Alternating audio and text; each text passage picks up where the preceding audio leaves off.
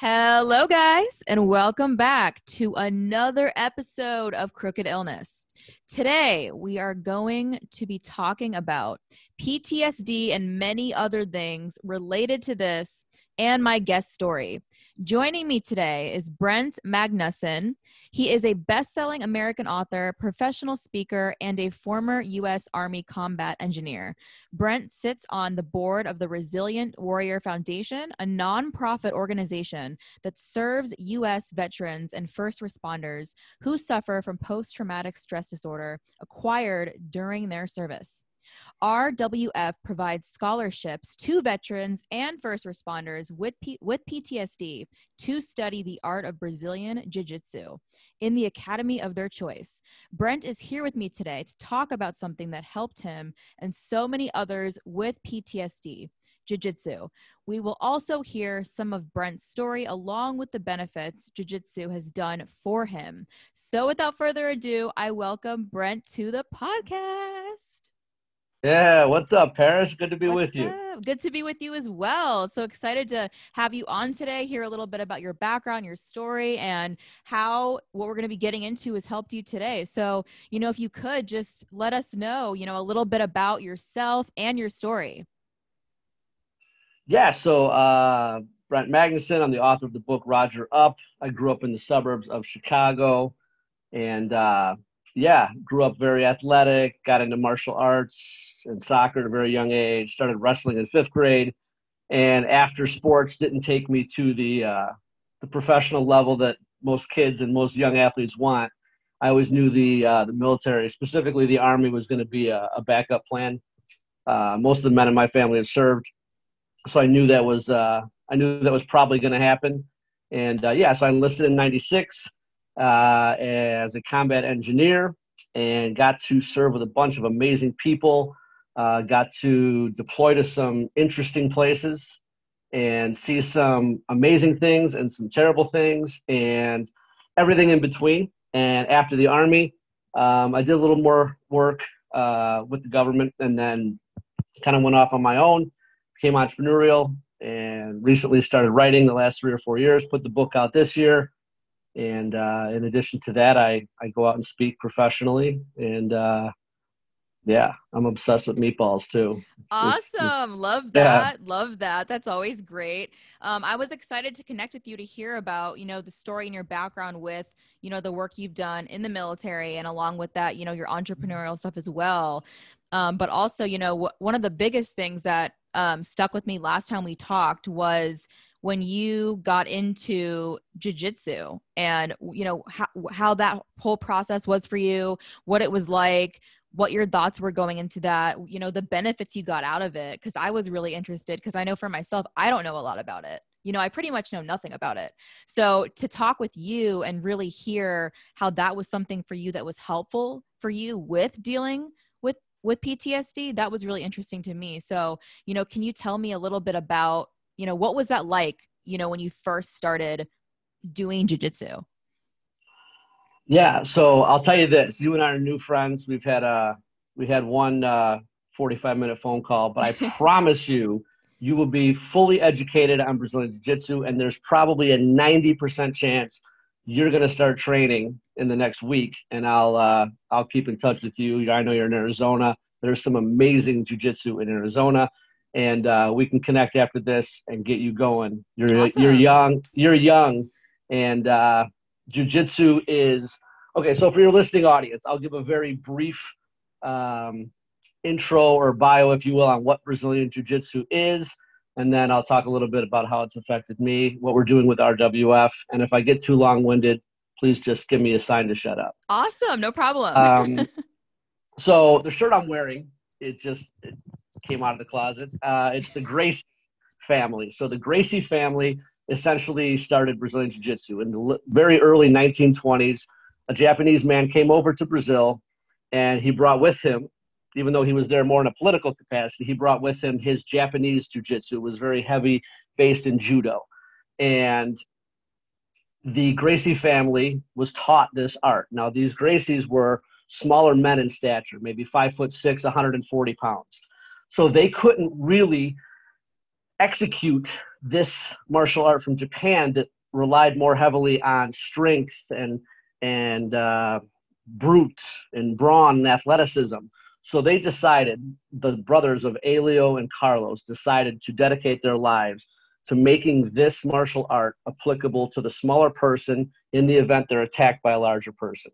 So instead of strength, they relied on technique. Instead of athleticism, they relied on leverage. And what you have almost 100 years later is by far and away the most effective way of fighting. And more importantly, for every man, woman, and child out there, it's the most effective form of self-defense. It's actually the only thing that really works. If you're on your back and there's a much larger, stronger male trying to do harm to you, you actually are going to know what to do. Not what all the nonsense in the movie shows and everything. You're actually going to know practically, realistically, what to do based on what actually works. And it's just, it's an amazing thing. So aside from all the physical attributes that jiu-jitsu gives you, the ability to defend yourself, if you want to pursue it competitively, if you want to get into the UFC and become a professional fighter, it's the basis for everything in fighting. 90+% of fights end up on the ground, and you need to know what to do when you get there. And more importantly, in the event that you end up there, the more comfortable you are there, the better off you're going to be in that terrible situation. So let's take it a step further and say, okay, this is great. I'm going to learn how to choke someone and do a fancy arm bar, and that's great. How does it translate into the rest of my life? Excellent question, Brent. So it translates into your life because, and this is how it relates to what we're doing with veterans. So the Brazilian Warrior Foundation, we're a 501c3. We work with veterans and first responders that suffer from PTSD they acquired in service to this country. And we pay for their jiu-jitsu every month at any academy of their choice, anywhere in the United States. Wow. How did you get involved with the Resilient Warrior Foundation? Yeah, so a very good friend of mine, a fellow veteran and a fellow jiu-jitsu guy, Matt Davidson, started this about 1.5 years ago because he had a friend that he had served with, and his friend was suicidal. And he said, listen, man, train jiu-jitsu for a month. I'll go with you every day, whatever we need to do. It's going to change your life. And it did. Wow. And basically in the military from day one, so the first day I got to basic training in the Army, which is 9 weeks, you were put in, regardless of how you grew up. You grew up wealthy, you grew up poor, whatever, your demographic, your race, your sexual orientation, it doesn't matter. From day one, it's 100 miles an hour of chaos. You've got some lunatic in a drill sergeant hat at 4 o'clock in the morning screaming at you, calling you names you've never heard of, telling you to do push-ups, spraying you down with a hose, all this craziness. So essentially from day one, minute one, you're learning stress management. You're learning to deal with anxiety. And after you get out of the military, regardless of how long you served, slowly you lose that framework and structure, and that starts to go away. So what jiu-jitsu does for a lot of veterans, especially veterans and folks struggling with PTSD, depression, anxiety, it reteaches you how to handle and manage stress. And so if you're a smaller guy and you're in there training, you're a 150-pound guy, and you've got a 230-pound gorilla on top of you, and he's dripping sweat into your eyes, and he's trying to strangle you, and you survive that situation, you leave that gym and that training center a better person because you just went through tremendous adversity. You just did more than 90% of the people on the planet did, as far as like dealing with your emotions. And it translates into your life. It translates to your family. It translates into your confidence and how you deal with stress and handle situations. It translates into work, into your dating life, everything. And it makes better people. And yeah, jiu-jitsu is just I like so how important. I like how you described that to me, because I remember last time we were talking about this, you said coming out of the military, you know, you're not used to having all the stuff that you did when you were there, all the things that were going on at that time because you're home, and you were telling me, you know, the transition of that, and, you know, going home to your family and your wife not understanding, you know, why is he acting this way? Why is he behaving this way? Not really understanding that, and having jiu-jitsu as an outlet that's similar to what you were experiencing before in the military, that you're continuously challenging yourself and doing that type of work and doing that, because I know you said that that was one of the things that you were saying isn't really taught to people coming out. You know, how do you deal with that? How do you transition? Because you said they do a great job of, when you come into it with that, but then leaving and transitioning out of that is the part that was almost like a gap that I kind of got from you, and seeing that wasn't really provided, and seeing that, what you're doing with jiu-jitsu and what you're doing with this, and offering that to, people, who've also served, and seeing the benefits that they're getting out of that. Because, that was just a really interesting comparison for me to hear about that, and to hear about your experience with that. Yeah, and like I mentioned, and the military is doing as a whole a better job, I Mm-hmm. think, each year. But overall, the military does a phenomenal job in every capacity, whatever branch you're in. Mm-hmm. They do an amazing job of training you up. But once you're out and getting out, transitioning you out into the real regular world with normal people, with the civilian life, is it's a struggle, and they don't do anywhere near as good a job in transitioning you out as they do training you up while you're in. So most veterans, when they get out, don't know about a lot of organizations like the Resilient Warrior Foundation. All they know is, I don't feel right, I'm not sleeping, I've got headaches, I'm stressed out of my mind, I don't know what's wrong with me. And they go to the VA. And not to throw the VA under the bus, because they do some amazing things, but at the same time, the VA does a phenomenal job of diagnosing a problem and then throwing pills at veterans. Mm-hmm. The amount of veterans that are committing suicide every day is that number we all hear, 22. And roughly 16 or 17 of those, on average, are on a minimum of 3 medications from the VA. Wow. And a lot of times, you get on one medication and then you need another medication to calm that one down. And before you know it, you're in this crazy cycle and you're on 7, 8, 9 meds. And then if there's any type of alcohol or anything involved with that as well, I mean, it's a downward spiral so many guys and gals getting out deal with. And the faster that transition, that healthy transition, is addressed, and any issues that are coming up are addressed, the faster that happens, the better off that veteran's going to be. I mean, I know people that have been struggling for 15 years, 20 Mm. years, 10 years, Wow. and they're finally now just hearing about other things, alternatives to just the VA, going to a psychiatrist and getting medication. So Mm. stuff like this, I mean, they complement other conventional therapies so well.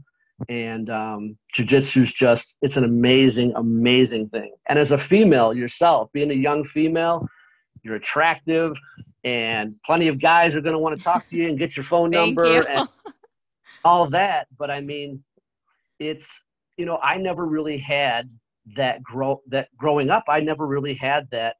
I mean, I was a skinny kid. I got bullied in like 4th grade, but after that, I was okay. I never really worried about being physically dominated by another human being. Mm-hmm. And I know as a smaller female, that's always something that could happen. And the more cognizant you are of the fact that that is a possibility, or you could end up in a bad situation. If you're at a party and you've had too much to drink and there's some jerk there that wants to try and take advantage of you, whatever the situation is, knowing Brazilian Jiu Jitsu is just another tool in your tool belt, like times 10, because it gives you that situational awareness. Mm-hmm. And one of the biggest misconceptions with martial arts that I talk about all the time, specifically jiu-jitsu, is the more likely, the more, how should I say this? The more you actually know how to fight, and the more you actually know how to defend yourself, the less likely you are to actually ever get in a fight. Wow. And people hear that and they think that's crazy, but it's true, because through all this time, you're learning actually how to de-escalate a situation. There's a bully-proof program in Gracie Jiu-Jitsu that all these kids go through, and they're taught how to use their words, how to have confident posture, how to deal with bullies. And then as a last resort, if it has to get physical, it will. And I think Wow. even as Yeah. adults, we could learn how to do that and be more effective with that. I mean, 95% of fights are caused because of alcohol or ego. And if we take those two out of it, and I can only speak from a male perspective because we have much more problems with our egos than you ladies do. But if we take those two things out of it and actually know what to do when the proverbial shit hits the fan, Mm-hmm. it's a good thing to have in your tool belt. Yeah, I think anybody could benefit from that. Anybody, like you said, anybody could benefit from having those skills, knowing that, understanding and learning that and being able to apply that. So, for you, I would love to hear about, what has the practice of jiu-jitsu done for you in terms of healing the PTSD that you experienced? Yeah, so I had some head trauma in 1998 on a deployment to Bosnia, and ever since then, so that's 22 years now. I'm getting old. Ever since then, I've dealt with headaches, I've dealt with lots of sleep issues. I have significant hearing loss in my right ear from it, and all these things, they just kind of grow and grow and grow. And one of the things when I got into jiu-jitsu around 2007, 2008 is what I talked about earlier. I started noticing those things. And, if you ask any veteran what he or she misses the most about, we'll say the Army, I'll just speak from my experience. It's not the deployments. It's not the training. It's not the guns and the grenades and all that. It's the camaraderie. It's that one word, camaraderie. And I've been chasing that since the early 2000s when I got out. And the two things I have found, the number one thing I've found that comes closest to that is definitely jiu-jitsu. And, you have like-minded people there from all different walks of life, just trying to better themselves, trying to be better people, more prepared for the battlefield of life. And I think for me personally, it's given me, I'm a competitive guy. And when you're dealing with sleep issues and you can't understand why your brain feels a certain way that it does, it gets frustrating. And jiu-jitsu's really helped me figure out a lot of those things, just like you have to figure things out in jiu-jitsu. Yeah, I love that you bring up that like the camaraderie. How do wait, say that word. Camaraderie. It's like, why am I messing up saying this word? Okay, yeah. I love that you bring up that piece because I feel like, out of anything that you just described, missing different things, or what is it that you would miss the most or want the most or try to find, when you're coming back to normal life. Like what is that you are missing the most? And having, those relationships, those bonds, and being able to see that in jiu-jitsu and have that from that, and also the skills and the things that you're doing, when you're in that moment, in that class, in that fight, whatever it may be, and kind of really being able to say that, this is something that has helped you through something that you haven't been able to get through with traditional things, that we talked about, like therapy, medications, all these different things that people, try and go through. And sometimes it works for people, sometimes it doesn't. But, if it doesn't work, it's like when you're sitting there, okay, now what? What's next? And I like how you also bring up, there's a lot of people out there, a lot of other veterans out there who also experience the same thing, right? Where they go through that and they have, they're on this medication, that medication, this thing, that thing, but they're still struggling, still searching for something that will actually make them feel a certain way that they haven't been able to obtain. So I think that's really great that you found that through doing jiu-jitsu and having that. And raising that awareness is so important, especially in the veteran community. It's less than 2% of the American population.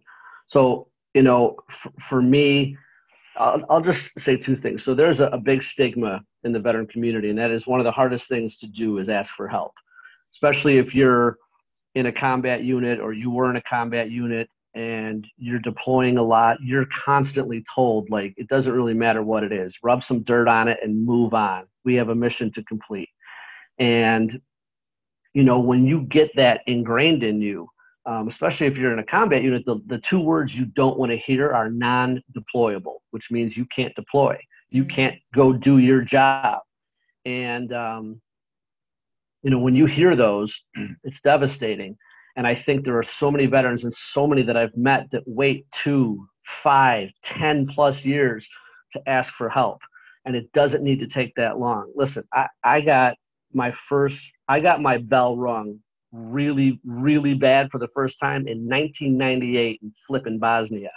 Right now, when I'm talking to you, I'm in Boca Raton, Florida. I am down here with an amazing nonprofit called the 22 Project. And what they do is they service essentially veterans with cognitive issues, mental health issues, TBIs, PTSD, all that stuff. and they do hyperbaric chamber oxygen therapy, HBOT. So I'm down here doing 40 sessions of hyperbaric chamber oxygen therapy. And I just started, today was my second day. You're doing 2 a day. Each session's about 80 minutes. And I'm still chasing stuff down. I sit on the flipping board of a nonprofit, the Resilient Warrior Foundation, and I didn't even know about this until a month ago when my friend Brian Fleming, an Afghanistan wounded veteran with an amazing story, went through this program and said it changed his life. For 13 years since he was out, this guy had a suicide bomber clack off his vest 5 feet from his Humvee. He spent 14 months at the hospital. They had to take his skin off with razor blades. This guy got all banged up and burned and everything. And for the last 13 years, up until a few months ago when he came down here, he didn't go to bed before midnight, and always had race thoughts and always had sleep issues and all this other stuff that I'm seeing very consistent themes with the other guys down here. And he did this, and he's in bed by 9:30, 10 o'clock every night with his wife, who said on camera in the 12 or 13 years they've been married, she can count on one hand the amount of times they've gone to bed together. So it's a constant quest. It's constantly trying to figure out what works for you.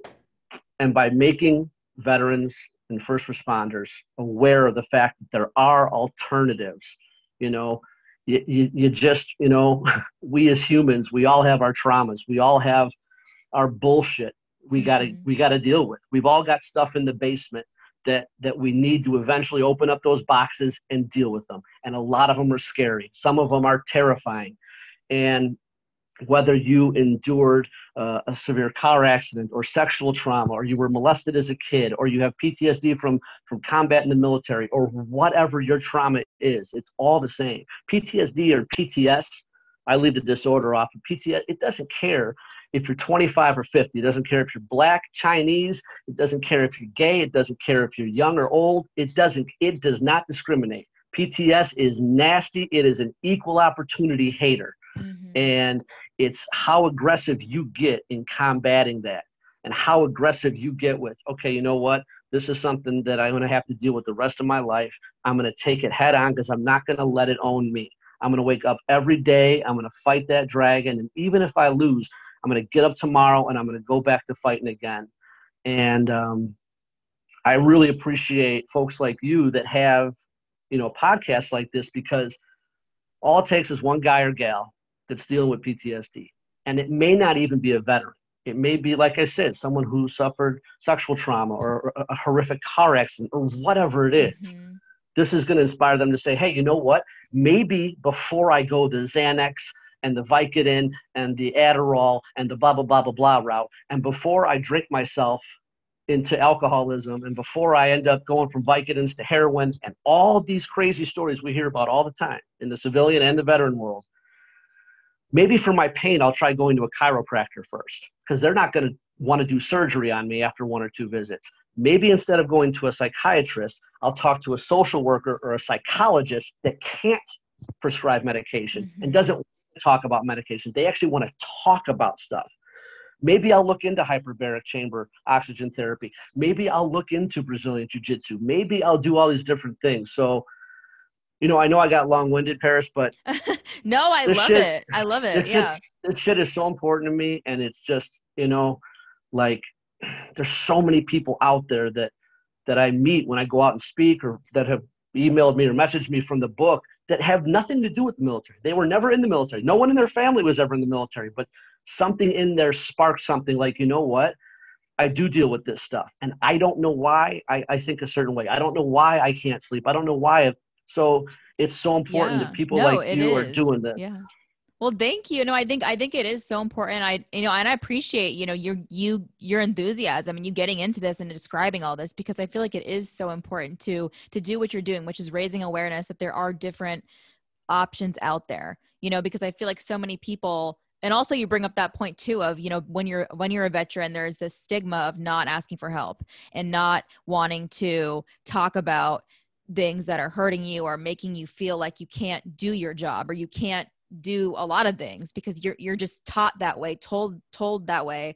And I feel like it's really necessary to put that out there and to talk about, you know, what has worked for you and what you've done.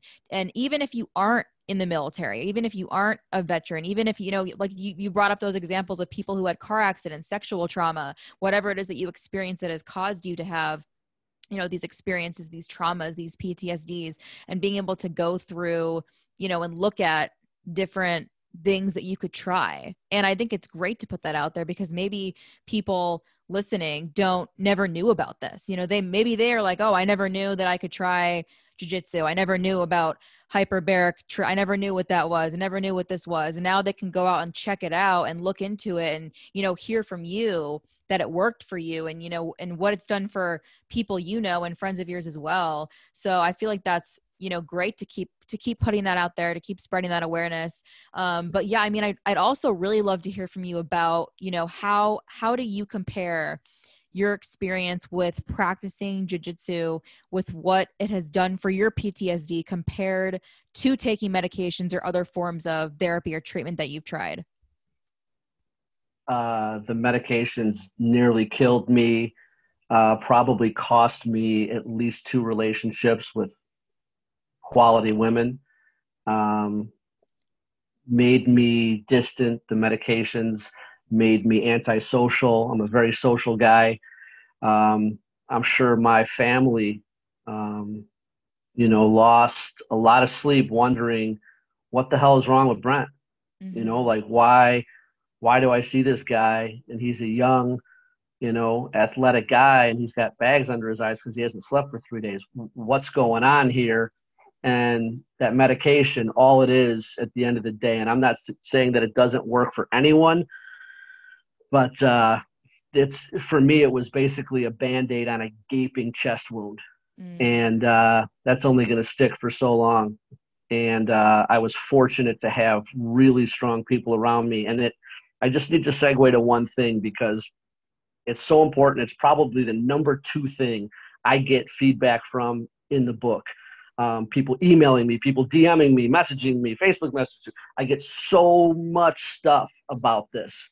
And that is the chapter I wrote on circle of influence. So circle of influence at the end of the day is who the hell are you hanging out with? Who are you surrounding yourself with? And I talk about that old saying that you are the average of your 5 closest friends.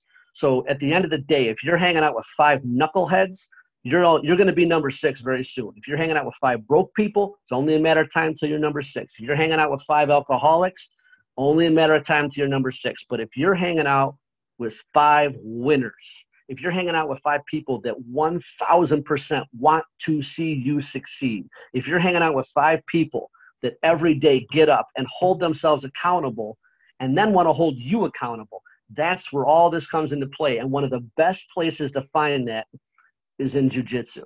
I'm not saying that every single person that trains Brazilian Jiu-Jitsu is amazing and is going to change your life. There's knuckleheads everywhere. There's knuckleheads that somehow snuck in the cracks and are in Delta Force or SEAL Team 6. There's somehow knuckleheads more than most in politics that somehow are now in very high places in our country. There are people that slip through the cracks of every walk of life, and we wonder, how the hell did this person get here? But for the most part, the people you're going to meet at jiu-jitsu, they're not spending 5 nights a week at the bar. They're not at home beating their wives or husbands or kids. They're trying to be better. They're trying to be healthier. And, you know, at the end of the day, even though my vote and your vote's important, we can't control who's in the White House. I can't control coronavirus. I can't control who's wearing a flipping mask. I can't control what Kim and Chloe are doing and all this other nonsense. But I can control what time I get up in the morning. I can control the content I consume, and I can damn sure control the people I spend all my time with. I can control the people I surround myself with. And for me, if we're talking about 5 people, that's a basketball team, I want 5 Michael Jordans. And I know that's pretty unrealistic, but the second you make that switch for your listening audience right now, and you think about the 5 people you surround yourself with, you know there's one person there, that negative Nancy, that crabs in the bucket. Every time you start doing good, they want to pull you down. Every time you start making a little more money, or that pretty girl or that handsome guy wants to talk to you, they want to drag you down. That person needs to go. And instead of firing them, the best way to get rid of them is to start leveling up with Oh yeah. higher level Mm-hmm. people.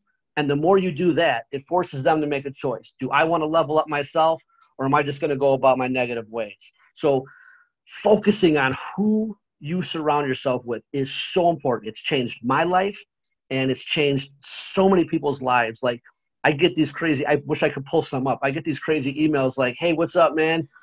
Thanks for your service, blah, blah, blah, blah, blah. I fired someone I fired one of my friends I've known for 8 years. He's a knucklehead. Or like, it's crazy, but it's so powerful to see, because when these bad times come, and when that depression comes, or that anxiety comes, or whatever, those are the people you can lean on. And those are the people that want the best for you. And it's just another contingency plan for when things go wrong.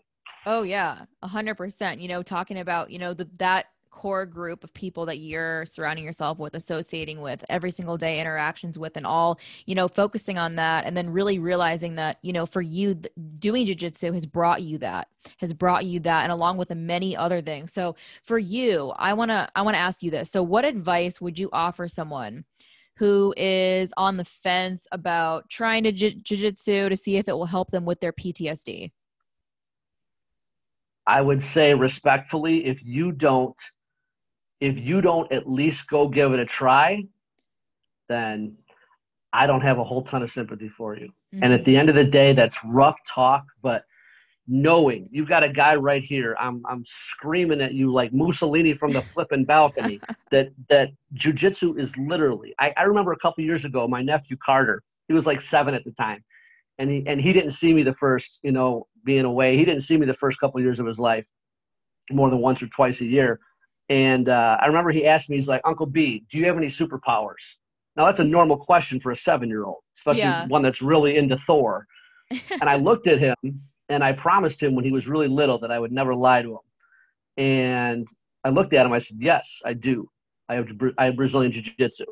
And that wasn't a lie. It really, really, really is a superpower for kids, for women, for men. And if you're on the fence about it, the vast majority of Brazilian Jiu-Jitsu schools that are legit, meaning they have a black belt instructor, they're an accredited school. If you have any questions about it, literally DM me, message me on Facebook, Brent Magnussen, and I'll even look at the school and let you know. Most of them have a week or a 2-week free period. 99.9% of the schools are going to have a free trial class or a free trial week. Go check it out. Just like for you guys out there, just like walking up to that really pretty girl is so scary. For a lot of people, walking into a martial arts school is so scary, because you look in from the outside, it's like, whoa, all these people are rolling around and doing flips and like choking each other. Ooh, that looks scary. I know people that have walked past the gym 20 times before they actually went in. So overcome that fear. And just like Mel Robbins says, it's just a 5-second. 1, 2, 3, 4, 5, go. Whatever it is. If you're trying to kiss a girl for the first time, if you want to go up to that young breezy and say, what's up? My name is Brent. I think you're gorgeous. I don't care what your sign is. Would you like to dance? Whatever it is, get over it, knock it out. I love it. I love that, because I feel like it's so true to, you know, when you bring that point up about overcoming that fear of doing it, that fear of trying it, and sitting there and knowing what happens if you don't do it. You know, what's going to happen to you if you don't even try, if you don't even walk into that gym, that facility, and try it out, you know, see what it's like, see what you could do. Cause I feel like, you know, sometimes people can get overwhelmed by all the things that can go wrong. You know, like you gave that example of someone walking up to a girl, right? And trying to ask them out, talk to them, and being like, okay, what if she doesn't like me? What if she thinks I'm weird? What if she thinks, you know, there's all these what ifs, or this or that, or this could happen. But really being able to see, you know, what could this do for me that other things haven't been able to deliver, that haven't been able to get me to sleep at night, help me feel better, help me feel in a better mindset, help me stop being afraid of so many things and feeling this anxiety and feeling this, you know, all these different feelings that are really keeping you in that box, that place that you box yourself into, that place of just not being happy, not being fulfilled, not having a good time at all. And just really understanding that, you know, trying this out and seeing what it is. And especially, you know, hearing from you what it's done for you, and anybody out there with PTSD, or, you know, with who, maybe if you don't have it, but seeing that this has helped you and seeing that you've tried, a lot of other different things.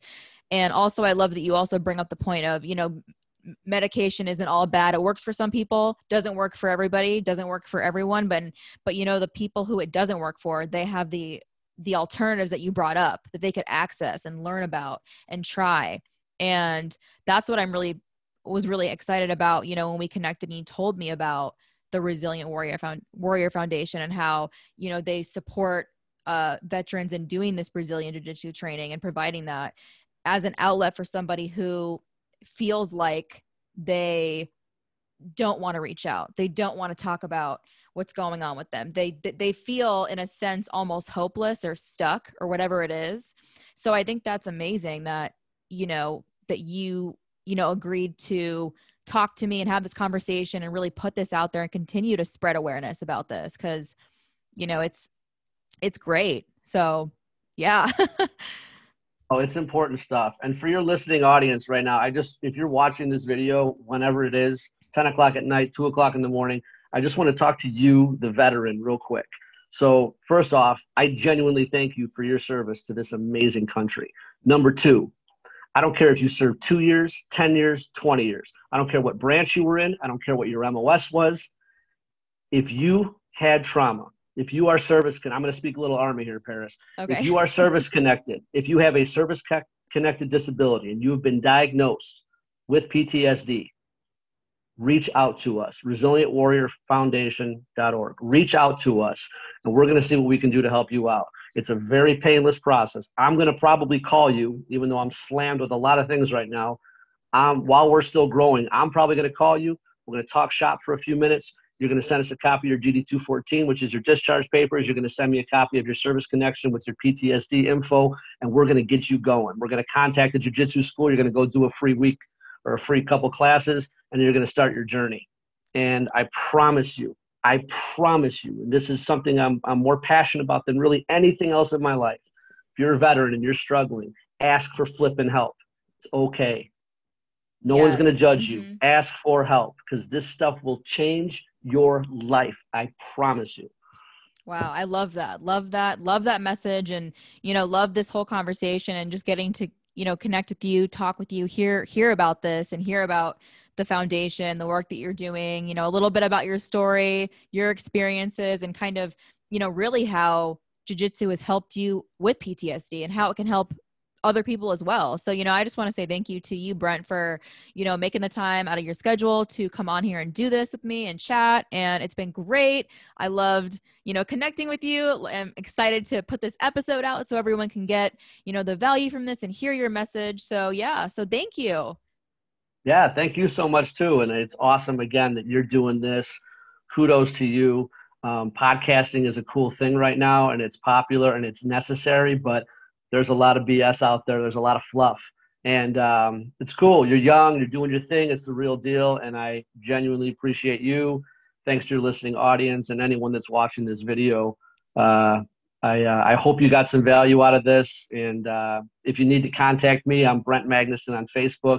The book Roger Up is on Amazon, and if you, your organization, or anyone else wants to hire me to come out and speak, you can get in touch with Erica at Eagle Rise Speaker Bureaus, and I will come out to your organization and I will bring the fire. Yes, you guys heard it here. He will bring the fire. All right. So you guys, whether you are listening to this in the daytime, in the nighttime, whatever time, I hope that you guys have a beautiful rest of your day, night, evening, whatever it is. All right. And I'm going to say goodbye to you guys on that note. And also goodbye to Brent.